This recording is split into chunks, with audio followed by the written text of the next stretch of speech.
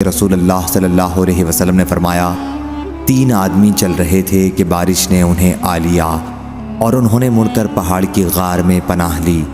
اس کے بعد ان کے غار کے منہ پر پہاڑ کی ایک چٹان گری اور اس کا منہ بند ہو گیا۔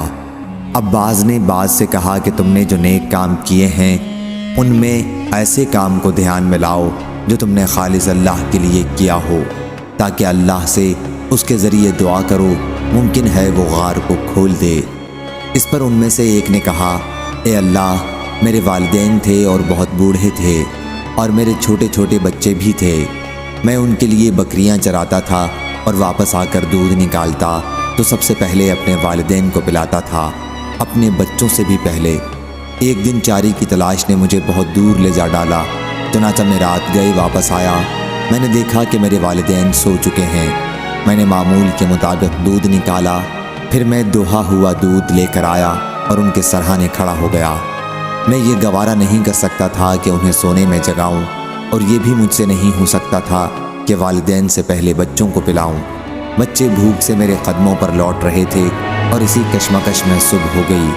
بس اے اللہ، اگر تیرے علم میں بھی یہ کام میں نے صرف تیری رضا حاصل کرنے کے لیے کیا تھا تو ہمارے لیے کشادگی پیدا کر دے کہ ہم آسمان دیکھ سکیں۔ اللہ تعالیٰ نے دعا قبول کی اور ان کے لیے اتنی کشادگی پیدا کر دی کہ وہ آسمان دیکھ سکتے تھے۔ دوسرے شخص نے کہا، اے اللہ، میری ایک چچا زاد بہن تھی اور میں اس سے محبت کرتا تھا، وہ انتہائی محبت جو ایک مرد ایک عورت سے کر سکتا ہے۔ میں نے اس سے اسے مانگا تو اس نے انکار کیا اور صرف اس شرط پر راضی ہوئی کہ میں اسے 100 دینار دوں۔ میں نے دوڑ دھوپ کی اور 100 دینار جمع کر لایا، پھر اس کے پاس انہیں لے کر گیا۔ پھر جب میں اس کے دونوں پاؤں کے درمیان میں بیٹھ گیا تو اس نے کہا، اے اللہ کے بندے، اللہ سے ڈر اور مہر کو مت توڑ۔ میں یہ سن کر کھڑا ہو گیا اور زنا سے باز رہا۔ بس اگر تیرے علم میں بھی میں نے یہ کام تیری رضا و خوشنودی حاصل کرنے کے لیے کیا تھا تو ہمارے لیے کچھ اور کشادگی چٹان کو ہٹا کر پیدا کر دے۔ چنانچہ ان کے لیے تھوڑی سی اور کشادگی ہو گئی۔ تیسرے شخص نے کہا، اے اللہ، میں نے ایک مزدور 1 فرق چاول کی مزدوری پر رکھا۔ اس نے اپنا کام پورا کر کے کہا کہ میری مزدوری دو۔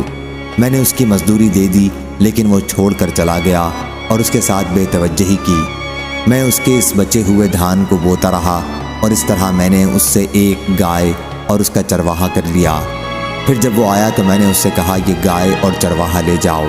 اس نے کہا، اللہ سے ڈرو اور میرے ساتھ مذاق نہ کرو۔ میں نے کہا کہ میں تمہارے ساتھ مذاق نہیں کرتا، اس گائے اور چرواہے کو لے جاؤ۔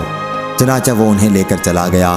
بس اگر تیرے علم میں بھی میں نے یہ کام تیری رضا اور خوشنودی حاصل کرنے کے لیے کیا تھا تو چٹان کی وجہ سے غار سے نکلنے میں جو رکاوٹ باقی رہ گئی ہے اسے بھی کھول دے۔